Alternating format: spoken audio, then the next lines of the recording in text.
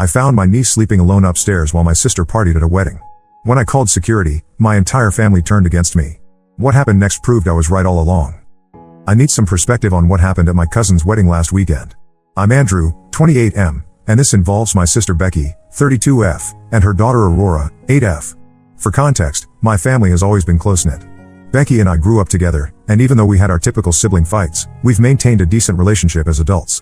She got married young at 22 to her husband Tom, 35M, and they had Aurora when Becky was 24. Tom works in construction and travels frequently for projects, so Becky often handles most of the parenting duties alone. Becky has always been the type of person who needs constant social interaction. Even back in high school, she couldn't stand being alone and always had to be surrounded by friends.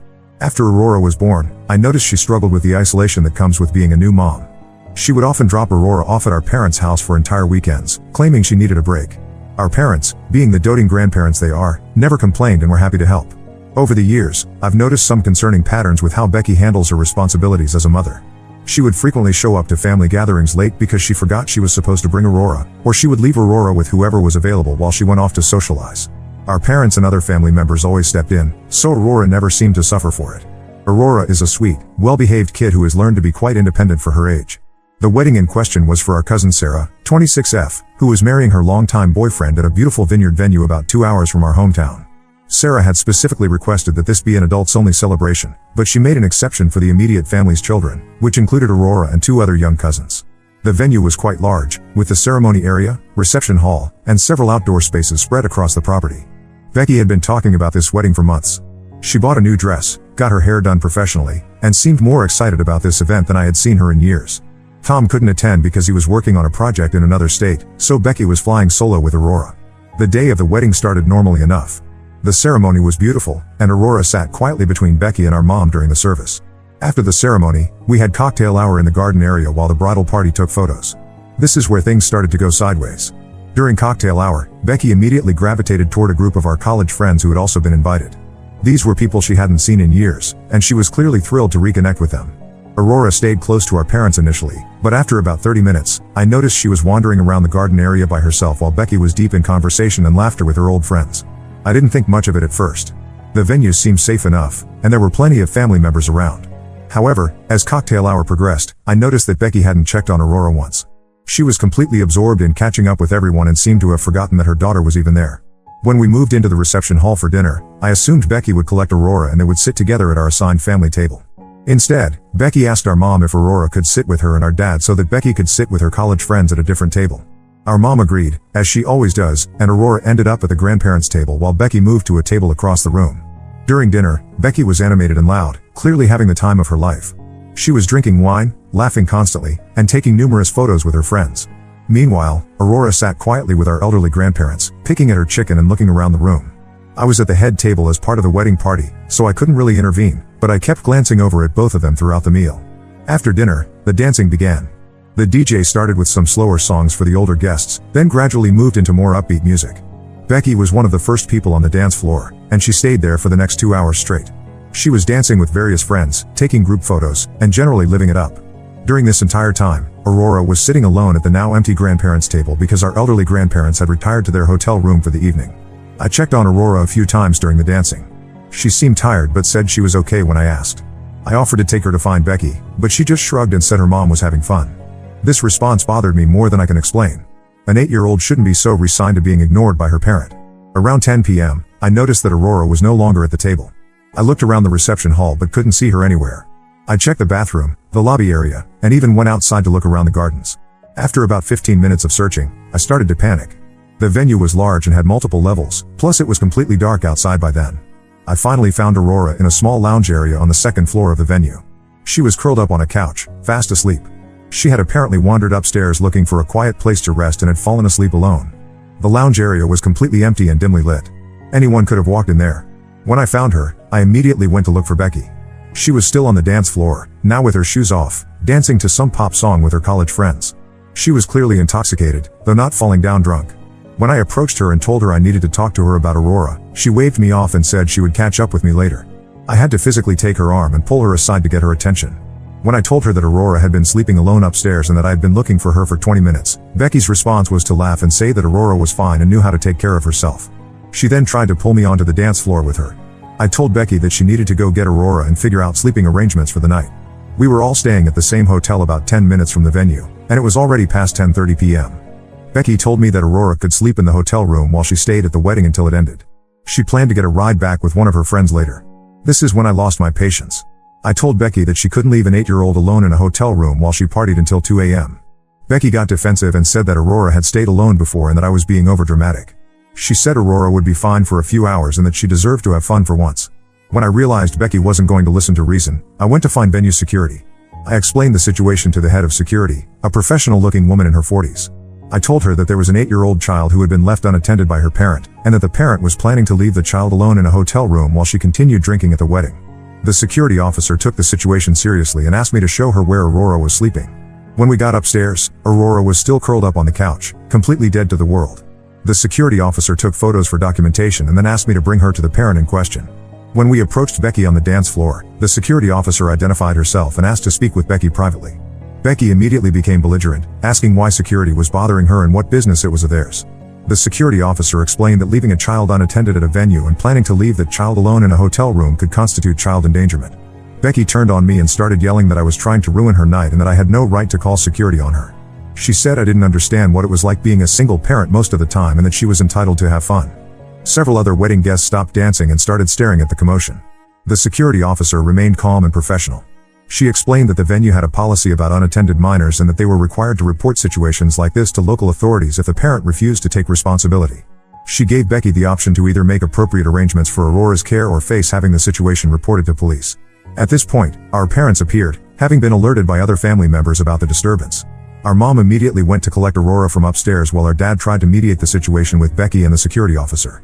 Becky was now crying and accusing everyone of ganging up on her and ruining the best night she'd had in years. The security officer agreed not to file a report as long as Aurora was placed in the care of responsible adults for the remainder of the evening. Our parents agreed to take Aurora back to their hotel room, and Becky was allowed to stay at the wedding. However, the damage was done. The entire family was now aware of what had happened, and the mood was completely ruined. Becky ended up leaving the wedding about an hour later, but not before confronting me again and accusing me of humiliating her in front of everyone. She said I had overreacted and that calling security was extreme and unnecessary. She claimed that Aurora was never in any real danger and that I had made the situation seem worse than it was. The rest of the family has been divided on whether I did the right thing. Our parents think I overreacted and should have just handled it within the family. Some cousins agree with me that Becky was being irresponsible, while others think I embarrassed her unnecessarily. Even the bride, Sarah, later told me she wished I had found a way to handle it more discreetly since it disrupted her wedding. Aurora ended up sleeping in our parents' hotel room that night, and Becky picked her up the next morning to drive home. Becky has been giving me the silent treatment ever since, and she's told other family members that I betrayed her and made her look like a bad mother in front of everyone. I keep second-guessing myself. Maybe I should have just taken Aurora back to the hotel myself instead of involving security. Maybe I should have been more patient with Becky and tried harder to make her understand the situation. But I also can't shake the image of Aurora sleeping alone upstairs while her mother partied downstairs, completely oblivious to where her child was. Ida for calling security on my sister instead of handling this situation within the family? Update 1. I wasn't planning to update this post, but some things have happened that I think people who commented might want to know about. First, thank you to everyone who took the time to respond to my original post. The responses were overwhelmingly supportive, which helped me feel less guilty about how I handled the situation. However, things in my family have gotten much more complicated since then. After the wedding, Becky maintained her silent treatment with me for about 2 weeks. During this time, she was telling other family members her version of events, which was significantly different from what actually happened.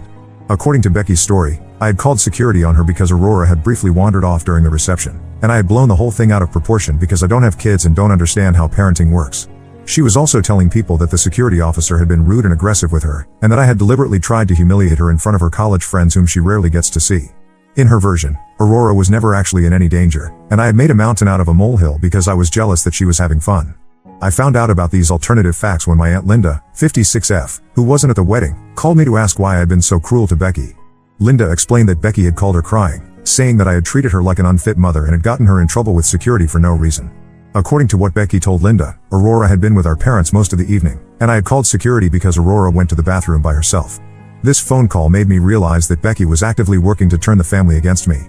I decided I needed to set the record straight before her version became the accepted truth.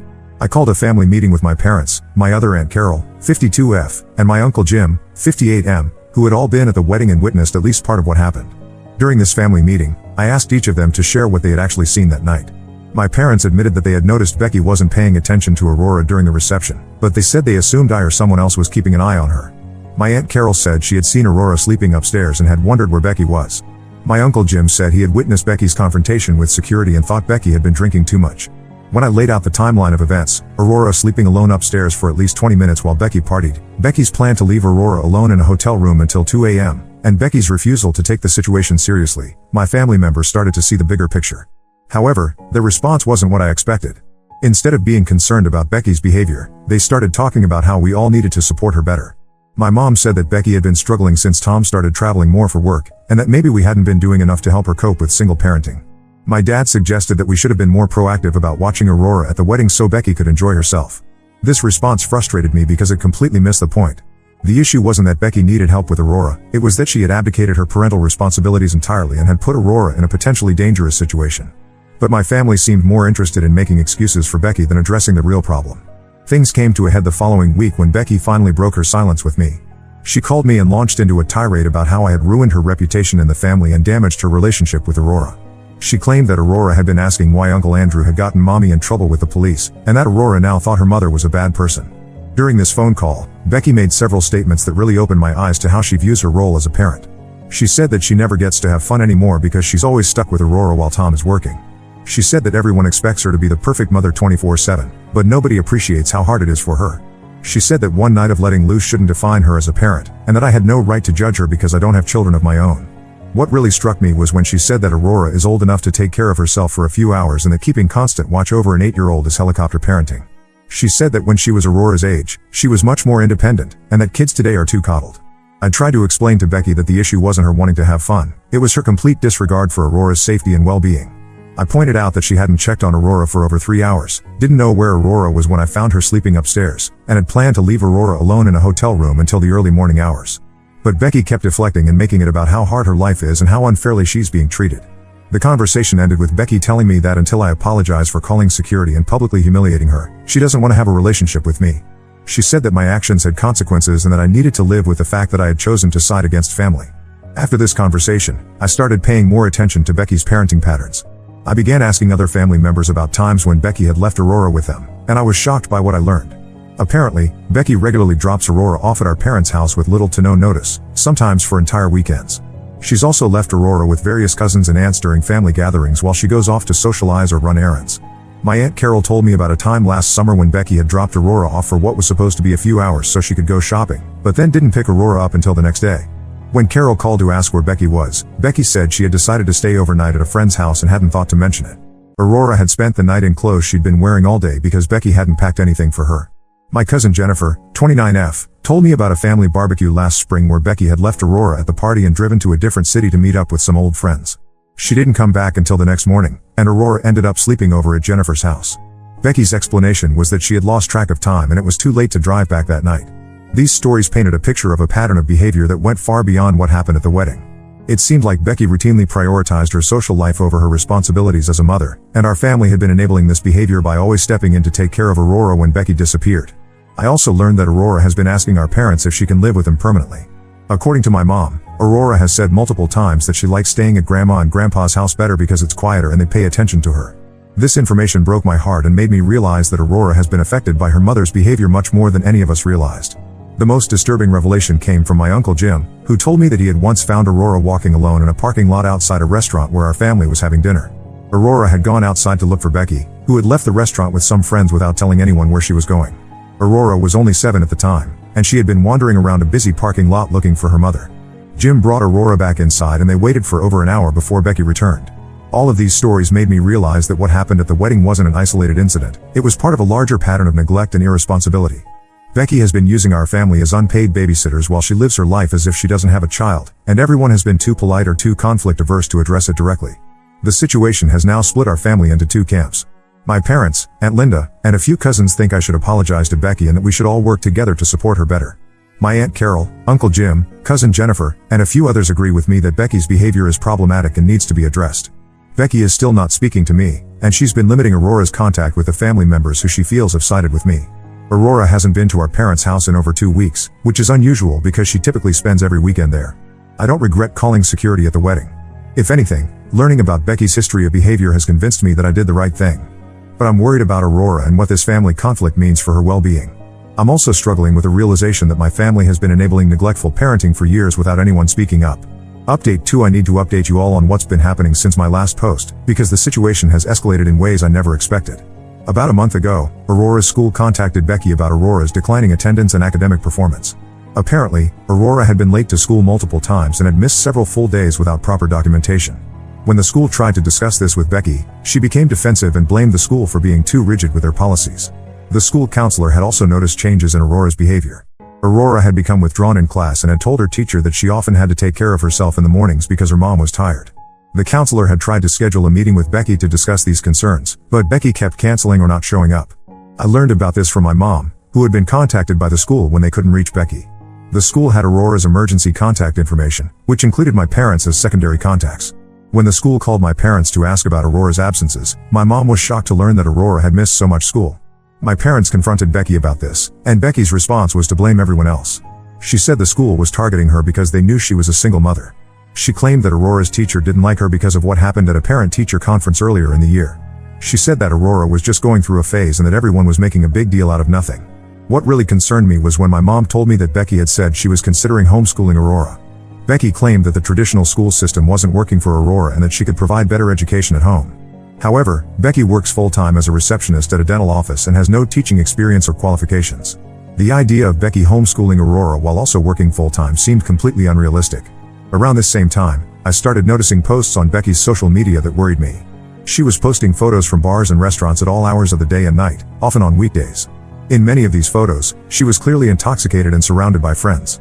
What struck me was that these posts were happening on school nights, and there was never any mention of Aurora or any indication that Becky was concerned about getting home to her daughter. I also noticed that Becky had started dating someone new. His name is Marcus, 41M, and based on his social media profiles, he seems to have a history of short-term relationships and a lifestyle that revolves around partying and drinking. Becky started posting photos with Marcus about 3 weeks after our confrontation about the wedding, and they seemed to be spending a lot of time together at bars and clubs. The situation reached a breaking point 3 weeks ago when my parents received a call from Aurora's school saying that Aurora had not been picked up and the school was closing for the day. It was 4:30 p.m. on a Friday, and Aurora had been waiting in the office for over an hour. The school had tried calling Becky multiple times but got no answer.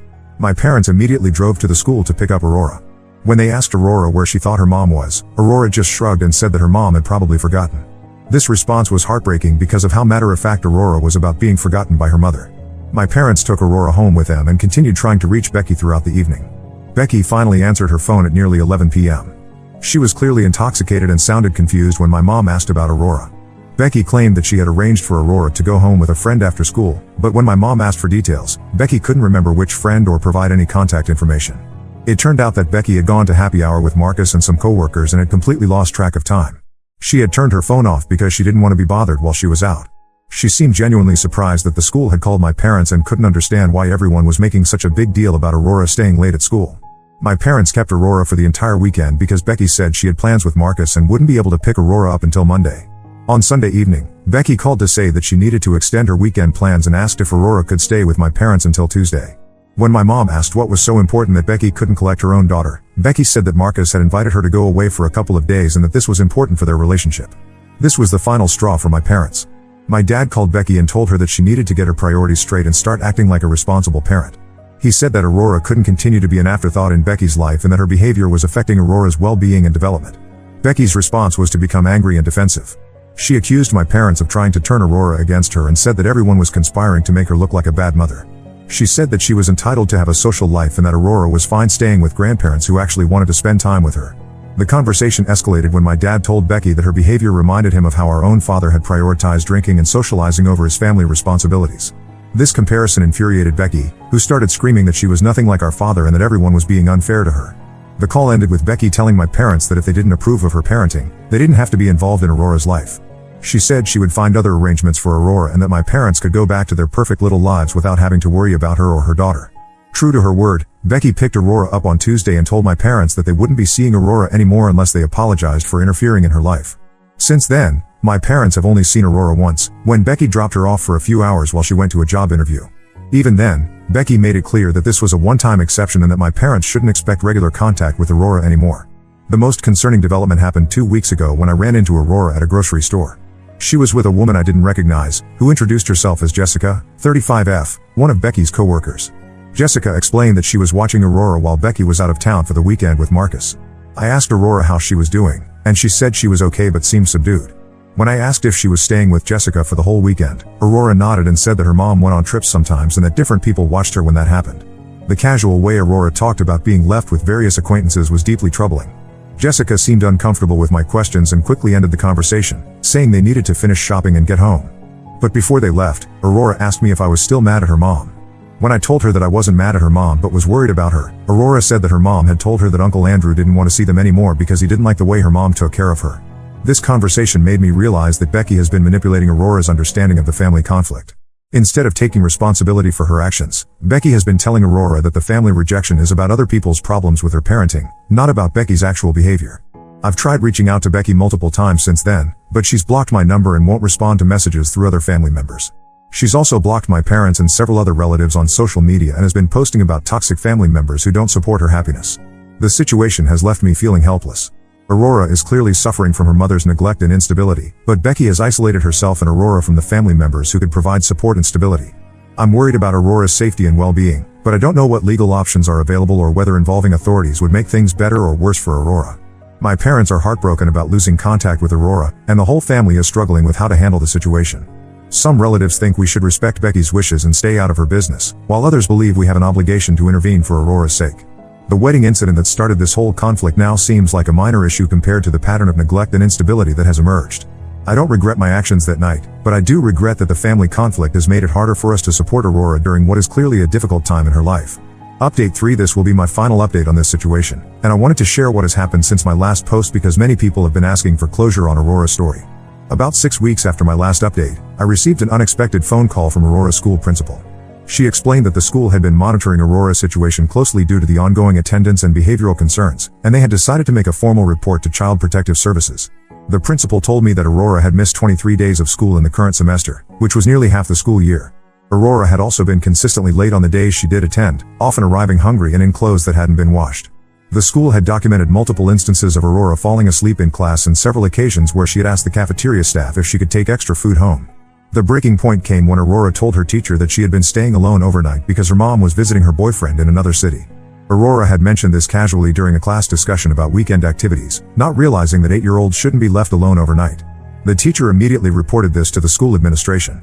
CPS conducted their initial investigation within 48 hours of receiving the school's report. They attempted to contact Becky multiple times but were unable to reach her. When they finally tracked her down, she was indeed out of town with Marcus and had left Aurora with a neighbor who barely knew Aurora and had no emergency contact information. The CPS worker found Aurora staying with this neighbor, who admitted that she had only agreed to watch Aurora for one night but Becky had been gone for 3 days with no communication. The neighbor was clearly overwhelmed and relieved when CPS arrived, saying she had been worried about the situation but didn't know who to contact. Becky was given 24 hours to return and meet with CPS, but she initially refused, saying she was on vacation and that the investigation was harassment. It was only when CPS explained that Aurora would be placed in emergency foster care if Becky didn't return immediately that she finally came back. The CPS investigation revealed a living situation that was much worse than any of us had realized. Becky's apartment was cluttered and dirty, with spoiled food in the refrigerator and piles of unwashed laundry throughout the house. Aurora's bedroom had no clean clothes or bedding, and there was no food in the house that didn't require cooking skills beyond 8-year-olds' abilities. During their interview with Aurora, CPS learned that Aurora had been taking care of herself for significant periods over the past several months. Aurora described making herself cereal for dinner when there was no other food, doing her own laundry in the apartment complex's machines, and walking to school by herself when Becky overslept or wasn't home in the mornings. Aurora also told CPS about the various people she had stayed with when Becky went out of town, many of whom were strangers or casual acquaintances that Aurora had never met before.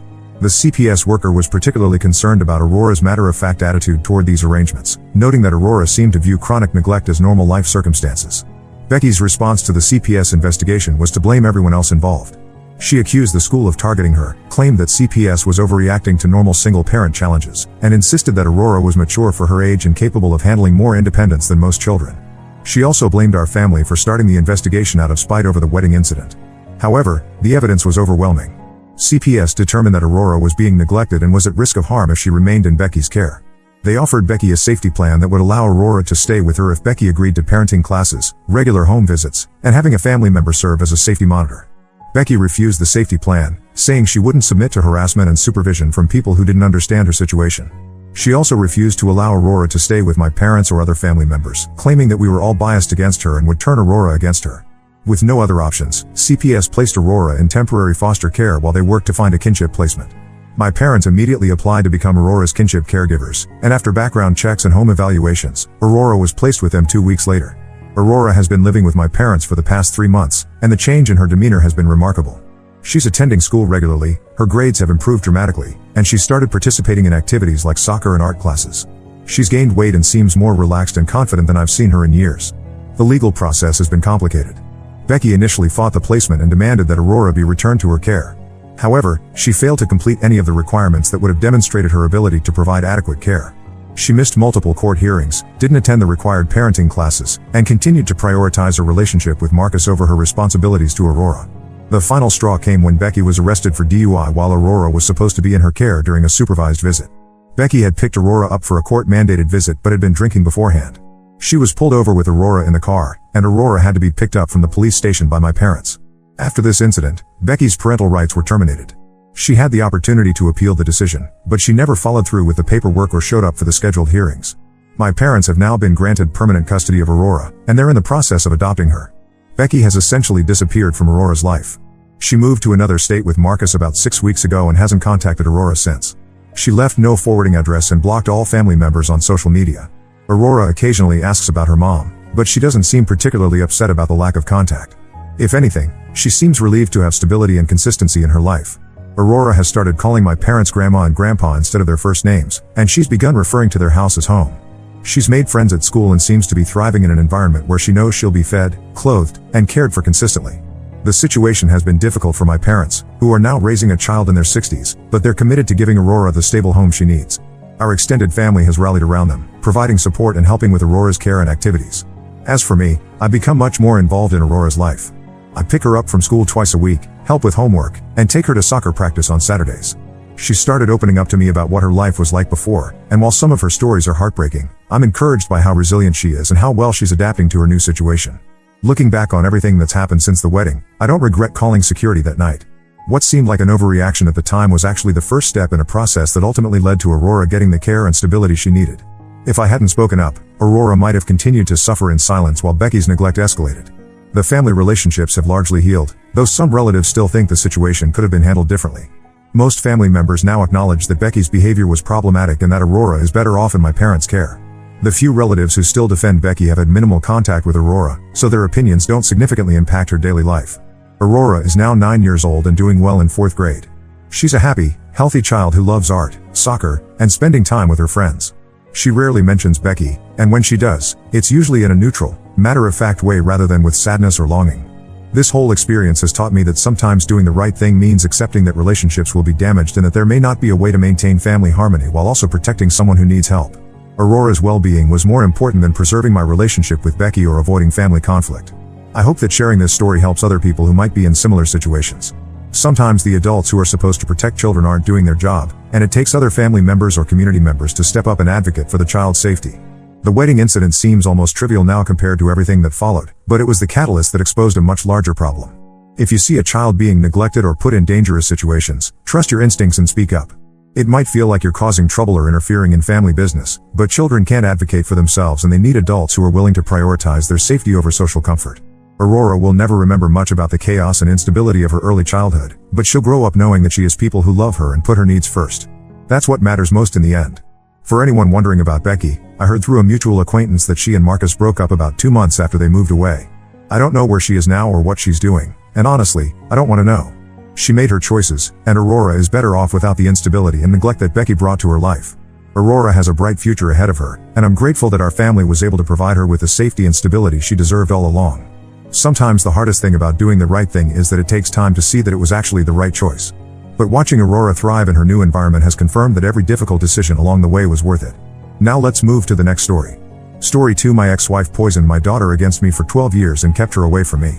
So, I lied about my mother's inheritance to see if my estranged daughter really wanted to reconnect. I'm Marvin, 52M, and I've been through a roller coaster of emotions these past 12 years. My ex-wife, Miranda, 50F, and I divorced after 18 years of marriage. It was a messy split that left me feeling betrayed and alone. The worst part? Our daughter, Aubrey, 26F, decided to cut all contact with me and sided with her mother. Let me give you some background. I grew up in a middle-class family in a small town. My parents worked hard to provide for me and my younger brother, Tom. They instilled in us the value of hard work and education.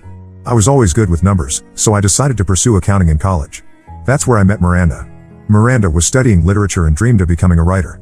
She was vibrant, full of life, and had a way with words that captivated me. We were opposites in many ways, but we balanced each other out. I was the practical one, while she brought spontaneity and creativity into my life. We dated for 3 years before getting married at 24. It was a small ceremony in my parents' backyard, with just close family and friends. We were young and in love, ready to take on the world together. 2 years into our marriage, Aubrey was born. She was the light of our lives. I can still remember holding her for the first time, this tiny bundle wrapped in a pink blanket. Miranda and I were overjoyed, and for a while, everything seemed perfect. I worked hard as an accountant, often putting in long hours to provide for my family. Miranda decided to be a stay-at-home mom, which we both agreed was best for Aubrey. She put her writing dreams on hold, saying she'd get back to them when Aubrey was older. As the years went by, I noticed changes in our relationship. Miranda became restless. She started talking about feeling unfulfilled, like she had lost herself in motherhood. I tried to be supportive, encouraging her to pursue her writing again. I even bought her a laptop for her birthday one year, hoping it would reignite her passion. But instead of writing, Miranda started going out more with her friends. She joined a book club, then a yoga class, then started taking art lessons. I was happy she was finding things she enjoyed, but it meant I was often left to take care of Aubrey when I got home from work. I didn't think much of it at first. I loved spending time with my daughter, helping her with homework, or just watching movies together. But as Aubrey got older, she started spending more time with her friends, and I found myself alone more often. That's when I started noticing other changes in Miranda. She was always on her phone, smiling at text messages, and being secretive. If I asked who she was talking to, she'd quickly say it was just her book club friends or her yoga instructor. I tried to ignore the nagging feeling in my gut. I didn't want to be the jealous, suspicious husband. I trusted Miranda. We had been together for so long, I couldn't imagine her betraying that trust.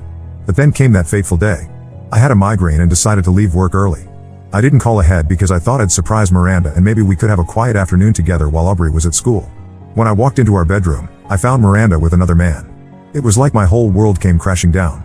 The man, who I later learned was her art instructor, quickly left. Miranda broke down crying, begging me to let her explain. Through her tears, she admitted to having multiple affairs over the past few years. She said she felt neglected because of my long work hours and found comfort elsewhere. She claimed she still loved me but wasn't in love with me anymore.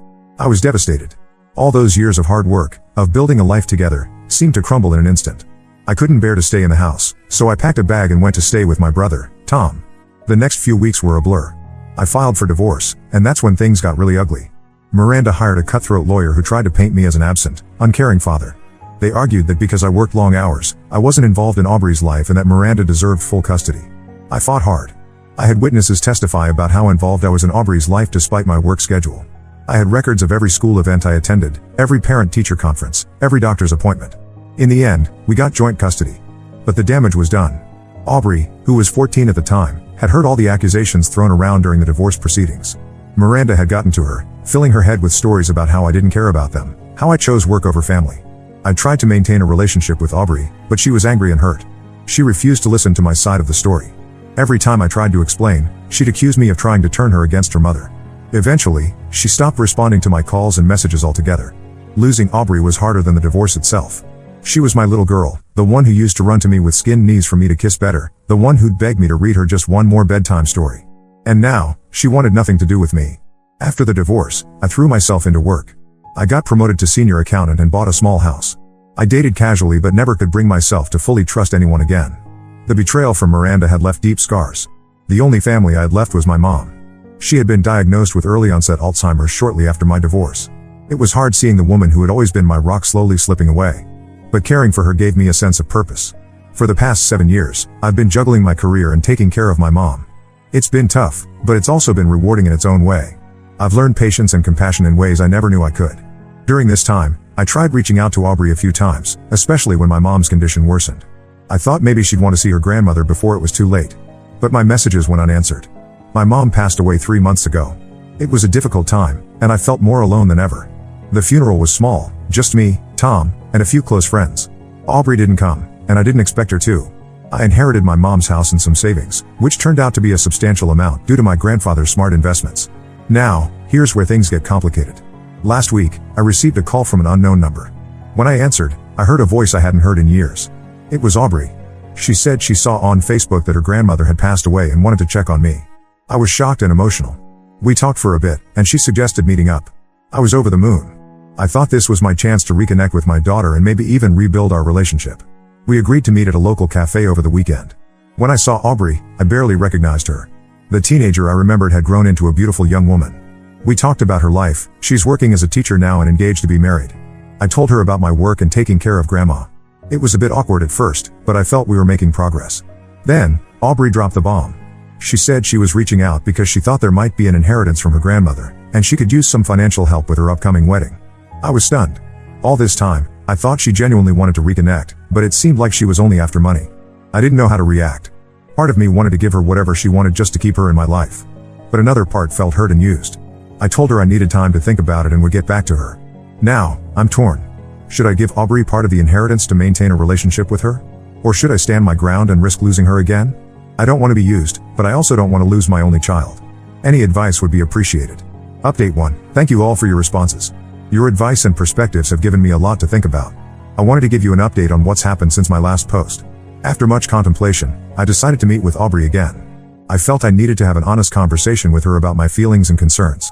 We met at the same cafe, and this time, I was determined to get to the bottom of her intentions. Before I dive into what happened at our meeting, let me give you some more context about my relationship with Aubrey before the divorce. When she was little, we were inseparable. I'd come home from work, no matter how tired I was, and we'd have our special daddy-daughter time. We'd build pillow forts, have tea parties with her stuffed animals, or just sit and color together. As she grew older, our bond remained strong. I coached her soccer team when she was 10, despite knowing next to nothing about the sport. I stayed up late helping her with science fair projects. I was the one who taught her to ride a bike, who held her hand on her first day of middle school when she was nervous about making new friends. That's why it hurt so much when she cut me out of her life after the divorce. It felt like all those years, all those memories, meant nothing to her. So, when we met at the cafe, all these memories were swirling in my mind.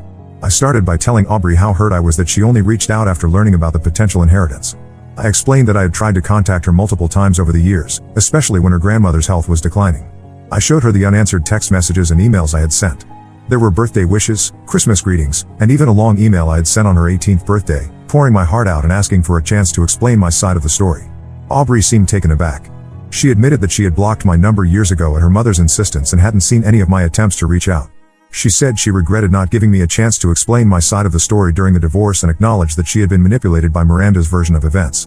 She told me about how, in the years following the divorce, Miranda had painted me as the villain. According to Miranda, I had chosen my career over my family, neglected them, and the affairs were just a symptom of a larger problem. Aubrey, hurt and confused, had believed her mother without question. However, Aubrey also defended her actions, saying that she was young and confused at the time of the divorce. She insisted that reaching out now wasn't just about the money, but also about wanting to reconnect. She said she had been thinking about contacting me for years but was afraid I wouldn't forgive her. I listened to her explanations, trying to understand her perspective. But I couldn't shake the feeling that the timing of her reappearance was too convenient. I decided to be direct and asked her what she would do if there was no inheritance. Aubrey hesitated before saying that she still wanted to try and rebuild our relationship, but I could see the disappointment in her eyes. It was clear that the prospect of financial help had been a significant motivator in her reaching out. At that point, I made a decision. I told Aubrey that while I was happy she reached out, I needed time to process everything. I explained that the inheritance was currently tied up in legal proceedings, a white lie, and that it would take some time before anything could be distributed. I said I would be open to working on our relationship in the meantime, without the pressure of financial expectations. Aubrey seemed conflicted but agreed. We parted ways with a tentative plan to meet again in a few weeks. After our meeting, I received a flurry of text messages from Miranda. Apparently, Aubrey had told her about our conversations. Miranda accused me of being selfish and trying to punish Aubrey for the past. She demanded that I do the right thing and give Aubrey her share of the inheritance. Reading Miranda's messages brought back a flood of memories from our marriage. I remembered how she used to manipulate situations to get her way, how she would twist my words and actions to fit her narrative. It felt like history repeating itself. I was furious. It was clear that Miranda was still trying to control the situation, still trying to paint me as the bad guy. I didn't respond to her messages, choosing instead to block her number. Now, I'm left wondering if I made the right decision. Part of me hopes that by removing the immediate prospect of money, I can see if Aubrey genuinely wants a relationship with me. But another part fears that I'm setting myself up for more heartbreak. I've decided to take some time for myself before making any final decisions. I'm planning a solo trip to the mountains, a place my dad used to take me and Tom camping when we were kids. I hope that being in nature, away from the chaos of everyday life, will help me gain some perspective. When I return, I'll reassess the situation and decide how to move forward with Aubrey. I want to believe that the little girl who used to look at me like I hung the moon is still in there somewhere. But I also need to protect myself from being hurt again. Thank you all again for your support and advice. It means more than you know to have people to talk to about this. I'll update you again when I return from my trip. Update 2. Hello everyone. I'm back with another update, and things have taken an unexpected turn. I returned from my solo trip to the mountains feeling refreshed and more clear-headed. The time alone in nature, surrounded by the peace and quiet of the wilderness, gave me the space I needed to process everything that had happened. I thought about my relationship with Aubrey, from her childhood to her current situation, and tried to see things from her perspective. I remembered a camping trip I took with Aubrey when she was 12, just a couple of years before the divorce. We had hiked to a beautiful lake, and as we sat by the campfire that night, Aubrey had confided in me about her fears of growing up, of changing schools, of not fitting in. I had reassured her, telling her that no matter what changes life brought, I would always be there for her. The irony of that promise, given our current situation, wasn't lost on me. After much reflection, I had decided to give Aubrey one more chance to prove that she wanted a relationship with me, regardless of any potential inheritance. I was prepared to have a frank discussion with her about my expectations and boundaries. However, before I could reach out to Aubrey, I received a surprising email from her. In it, she apologized for her behavior and admitted that she had initially reached out with the intention of securing some financial help for her wedding. She said that our conversations and seeing the evidence of my attempts to contact her over the years had made her realize how much she had missed out on. Aubrey explained that she had a long talk with her fiancé, Mark, 28M, about the situation. She said Mark encouraged her to be honest with me and to try to rebuild our relationship without any financial motivations. She also shared that Mark had lost his own father to cancer a few years ago, and he didn't want Aubrey to miss the opportunity to have a relationship with her dad. I was cautiously optimistic about this development. It seemed like Aubrey had done some soul-searching of her own. I replied to her email, thanking her for her honesty and suggesting we meet again to talk things through. We agreed to meet at a local park this time, a place where I used to take Aubrey to feed the ducks when she was little. Aubrey brought Mark along, which I appreciated. It showed me that she was serious about including me in her life. As we walked through the park, memories flooded back. I could almost see the ghost of a little Aubrey running ahead of me on the path, her pigtails bouncing as she laughed. It was bittersweet, thinking of all the years we had lost. We had a long, emotional conversation where Aubrey opened up about her feelings during and after the divorce. She admitted that she had believed her mother's version of events without question and regretted not giving me a chance to explain my side. She told me about the confusion and anger she felt as a teenager, and how she had channeled all of that into blaming me. I shared my own experiences and the pain of losing her. I told her about the countless nights I had spent staring at her picture, wondering what she was doing, if she was happy, if she ever thought about me. We both shed some tears, and for the first time in years, I felt like I was truly connecting with my daughter. Mark seemed like a good guy. He was supportive of Aubrey but also respectful towards me. He even apologized for their initial approach regarding the inheritance, saying it was his idea because they were struggling with wedding expenses. He explained that he had lost his job due to company downsizing and they were trying to cut costs wherever they could. At the end of our meeting, Aubrey invited me to her wedding. She made it clear that this invitation wasn't contingent on any financial support, but rather because she wanted me there as her father. She even tentatively asked if I would consider walking her down the aisle, though she said she would understand if I wasn't comfortable with that yet. I was touched by the gesture, but I told them I needed some time to think about it. While I was happy with the progress we'd made, I was still wary of getting hurt again. The wounds from the past 12 years weren't going to heal overnight. After they left, I received another series of angry messages from Miranda. She had found out about our meeting and was furious that I was manipulating Aubrey. She threatened to tell Aubrey the truth about why I was really absent during her childhood. I'm not sure what truth Miranda is referring to, but it's clear she's not happy about Aubrey and I reconnecting. I'm worried about what she might do or say to sabotage our fragile new relationship.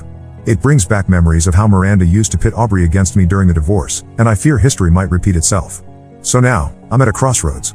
Do I accept Aubrey's invitation and try to move forward, knowing that Miranda might try to interfere? Or do I protect myself and maintain some distance? I'm leaning towards giving it a chance, but I'm still unsure. The idea of walking Aubrey down the aisle brings up a mix of emotions. On one hand, it's something I've dreamed about since she was little. On the other hand, I'm afraid of getting my hopes up only to be disappointed again. I'd appreciate any thoughts or advice you might have. Thank you all for your continued support through this emotional journey. Update 3. Hello everyone. I have what might be my final update on this situation. After much consideration, I decided to accept Aubrey's invitation to her wedding. I felt that if I was ever going to have a relationship with my daughter again, I needed to take this chance. The weeks leading up to the wedding were a mix of excitement and anxiety. Aubrey and I had several more meetings, sometimes with Mark present, sometimes just the two of us. We talked about the past, cleared up misunderstandings, and started to rebuild our bond. It wasn't always easy, but it felt genuine. We revisited old memories, both good and bad. Aubrey told me about her first day of high school, how she had wished I was there to see her off. I shared stories about her early childhood that she didn't remember, like how she used to insist on wearing her princess costume to the grocery store. These conversations were healing, but they also highlighted how much we had missed out on. There were so many milestones in Aubrey's life that I hadn't been a part of: her high school graduation, her college years, her first job. It was bittersweet to hear about these events, but I was grateful she was willing to share them with me now. However, true to form, Miranda tried to cause problems. A week before the wedding, she sent Aubrey a long email filled with accusations about me. She claimed that I had been unfaithful during our marriage, that I had neglected Aubrey on purpose, and that I was only pretending to care now because of guilt. Thankfully, Aubrey came to me with the email instead of believing it outright. We had a long, emotional conversation where I was able to refute Miranda's claims with evidence, old emails, testimonies from mutual friends, and even some old home videos that showed a different picture than what Miranda was painting. Aubrey was upset with her mother's attempts to manipulate her again. She made the difficult decision to uninvite Miranda from the wedding. It wasn't an easy choice for her, but she felt it was necessary to break free from her mother's toxic influence. The wedding day arrived, and it was beautiful. Seeing Aubrey in her wedding dress brought tears to my eyes. It reminded me of the day she was born, how tiny and perfect she had been. Now here she was, all grown up and starting a new chapter of her life. In the end, Aubrey asked both me and her Uncle Tom to walk her down the aisle. It was a compromise that felt right, acknowledging both her past and her hopes for the future. As we walked towards Mark, I felt a sense of peace I hadn't experienced in years. During the reception, Aubrey and Mark surprised me. They announced that they didn't want any wedding gifts, but instead asked guests to donate to an Alzheimer's research charity in memory of my mother. I was deeply touched by this gesture. It showed me that Aubrey truly wanted to be a part of my life, including honoring the grandmother she hadn't seen in years. After the wedding, Aubrey and I had a heart-to-heart. She apologized again for her initial motives in reaching out and thanked me for giving her another chance. I told her that while we can't erase the past, I'm looking forward to being part of her future. We've made plans to meet regularly and are even talking about a family trip with Mark next summer. It's still early days, and we're taking things slowly, but I feel cautiously optimistic about our relationship. As for the inheritance issue, I've decided to set up a trust fund for Aubrey's future children, my potential grandchildren. This way, I can ensure the money is used for their education and well-being, rather than it being a source of conflict between us. Miranda has tried to contact both of us several times since the wedding, but we've both decided to maintain no contact with her for now. It's not an easy situation, but it feels like the healthiest choice for all of us. Thank you all for your support and advice throughout this journey. While things aren't perfect, I feel like I've got my daughter back, and that's worth more than any inheritance.